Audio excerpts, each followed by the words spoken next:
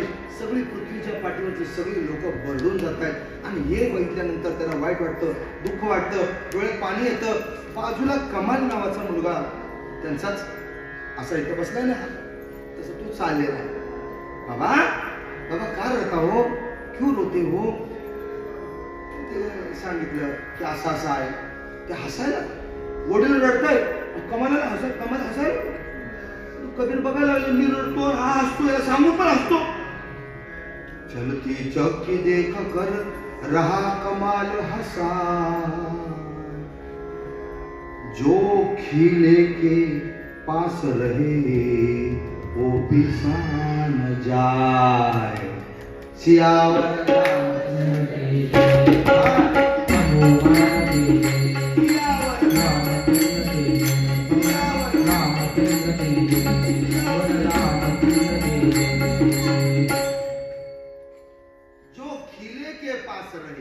सगळे भरडले जात नाहीत बाबा.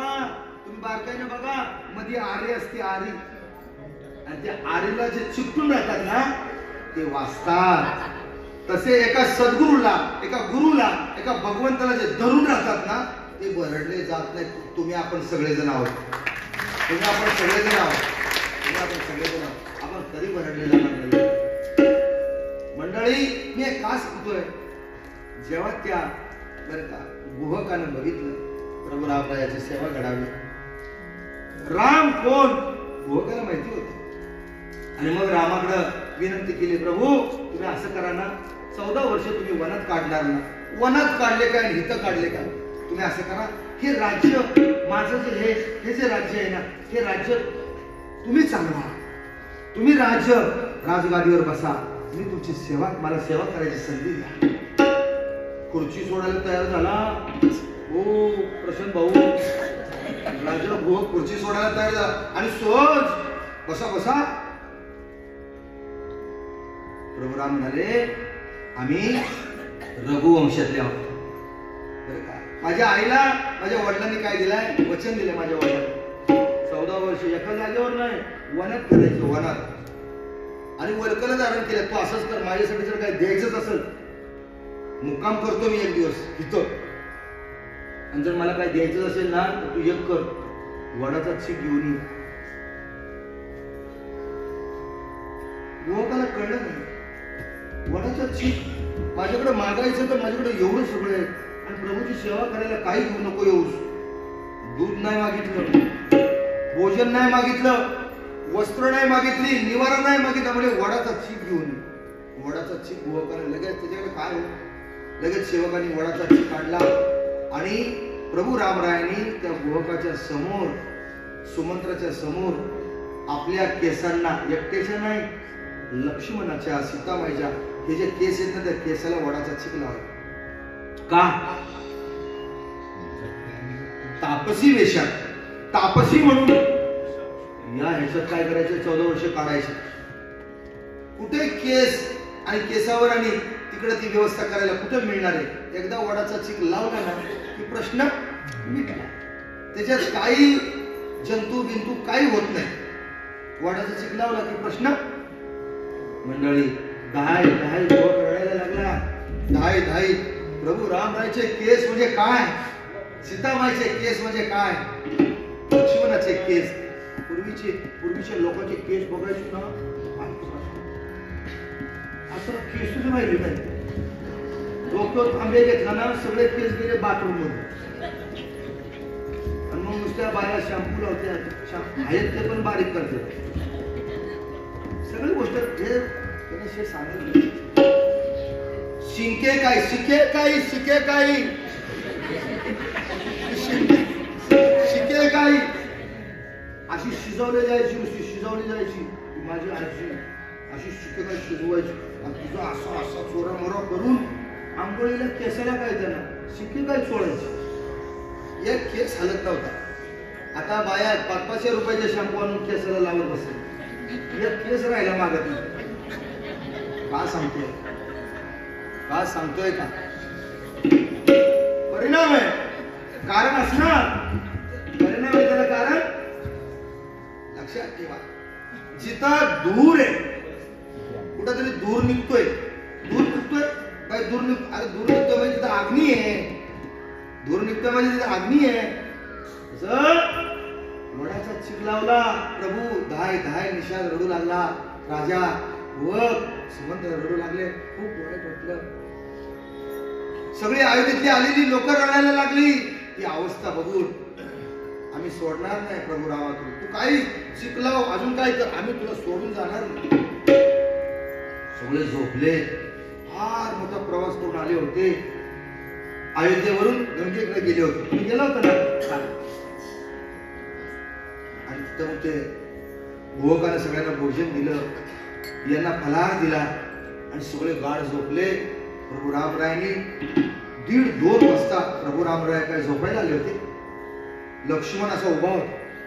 लक्ष्मण 14 वर्षाचा उभा होता. सीतामाई आणि प्रभू रामाचं संरक्षण करत असा उभा. डोळे दाखले होते नावाला प्रभू रामरायांनी. डोळे उघडल्याबरोबर लक्ष्मण धावत गेला. दादा दादा काय हवंय का? वेड्या काशाला काय हवंय? सगळे झोपले का? झोपले.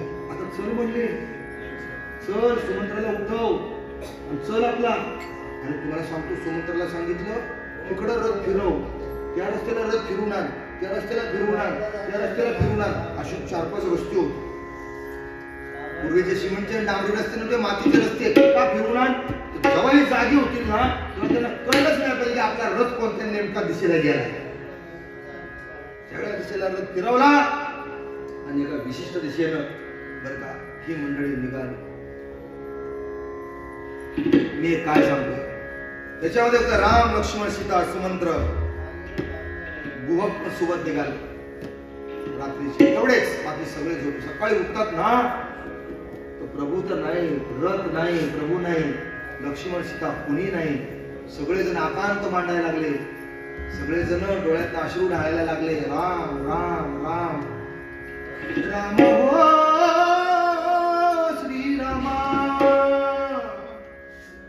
श्रीराम जय राम जय जय जय राम श्रीराम जय राम श्रीराम जय राम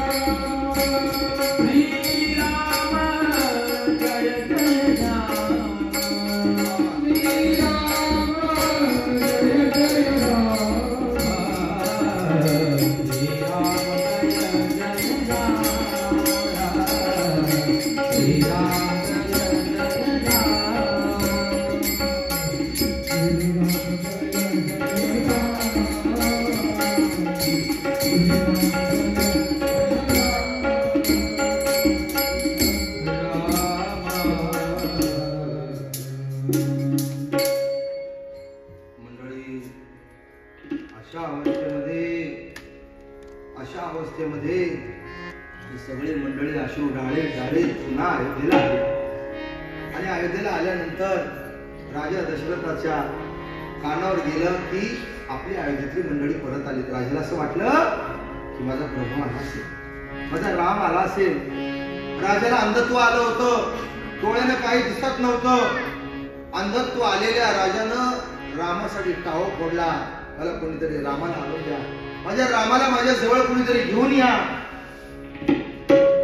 मंडळी प्रभू राम, लक्ष्मण, सीता, सुमंत यांना घेऊन गंगा नदीच्या किनाऱ्यावर आले. गोहक आला आणि प्रभू रामरायांनी त्या दोघांनाही सांगितलं, आता तुम्ही परत माघारी निघा. आम्ही गंगा नदी पार करून पुढच्या प्रवासाला निघतो. सुमंत्र धाई धाई रडला. त्यानं सेवा केली. लहान लहान असलेले प्रभू राम, लक्ष्मण, राजा दशरथाचा सचिव सुमंत्र भाई भाई म्हणला, पिल्लानाच मोठा होता ना पाहिलेलं, आता मला यांना सोडावं लागतंय. 1 नाही 2 नाही 7 दिवस आपण इथं आलो. 7 दिवस घरच्यांना आपण परत परत फोन करतो, सकाळी करतो, दुपारी करतो, संध्याकाळी करतो. आम्ही हाऊत बरं का, आम्ही हाऊत. आम्ही रोज कॉफी घेतली, चहा घेतला, आम्ही नाश्ता केला, आम्ही भोजन केलं, आम्ही हाऊत. आम्ही येतोय. तिकडून सारखी लोक विचारतात कधी येणार आहे. आता त्यांना येताना माहिती आहे, 2 महिन्यापूर्वी माहिती आहे 3 तारखेला येणार, तरी पण तिकडून कधी येणार आहे तुम्ही. सुमंत्र कुठं मनाशी 7 दिवस नाही चालले, हे सप्त्याला नाही चालले, 14 वर्ष. बुवा गुडघ्यावर बसला. पुन्हा एकदा आराधना केली. बुवाकानं राजा होता तो. प्रभू तुम्ही ऐका. अहो शेवटी तुम्ही अयोध्येच्या बाहेर आलेले आहात, तुम्ही ऐका. प्रभू रामरायानं बुवाला सांगितलं, राजा तू राजा आहेस. बुवाकानं एक वचन मागितलं, मला एक वचन द्या, काय पाहिजे ते तुला देतो, पण 14 वर्ष माझी, 14 वर्षाचा एक दिवस पण मागू नकोस. तुम्ही जेव्हा 14 वर्ष तुम्हाला होतील ना, तेव्हा मात्र तुम्ही माझ्या राज्यात मला पुन्हा दर्शन देऊन जा. ही मात्र गोष्ट प्रभूंनी मानली. आणि मग गुहाक आणि सुमंत्र परत निघून गेले. पुढं राम, माग सीता आणि पाठीमाग लक्ष्मण, अशी एकाच्या मागे एक मंडळी चालू लागली. चालता चालता चालता चालता गंगेच्या किनारी आली. इकडं पाहतायत तिकडं पाहतायत, काही दिसत नाही. सायंकाळची वेळ, 4-4:30 वाजलेले. दिवस आवहतीला आलेला. सकाळचं तांबडं चांगलं असतं.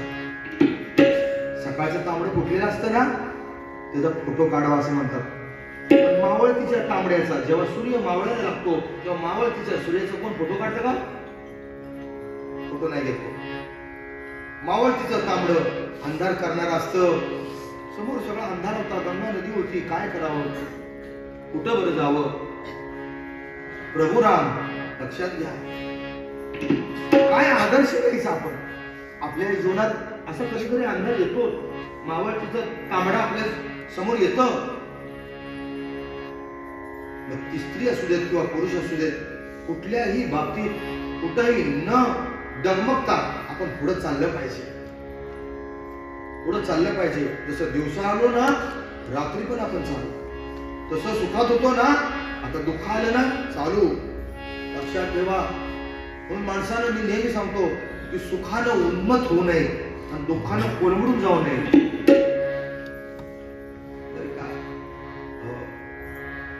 दुख में सुमिरन सब करे, सुख में ना करे कोई. दुख में सुमिरन सब करे, सुख में ना करे कोई. सुख में सुमिरन करे तो दुख काय को हो. दुःख काय को नाही. दुःखामध्ये देवाला सगळेच आठवतात. हो, दुःखामध्ये सगळे देवाला आठवतात. मला असं वाटतं की दुःखामध्ये सगळे देवाला आठवतात, पण जर सुखात तुम्ही जर देवाला आठवलं तर दुःख होणारच नाही. दुःख होणारच नाही. सुख असू देत किंवा दुःख असू देत, तेवढ्यामध्ये एक नावाड्या दिसला. नावाड्या दिसला. आपली होडी बिचारा वाट बघत होता. मला वाटतं शेवटचं गिऱ्हाईक शोधत असा. दिवसभर वल्या हाकून हाकून थकलेला तो नावाडी. त्या नावाडी नाव अशी लावलेली किनाऱ्याला, असं बसलेला वाट बघत. सायंकाळच्या टायमाला कोणतरी पलीकडे जाईल, तेवढे 2 पैसे मला मिळतील या आशेने तो नावाडी धोतर बांधून, अंगामध्ये बंडी आहे आणि डोक्याला मुंडासं गुंडाळलेले. काय म्हणत होता तो? काय म्हणता? हरे राम हरे राम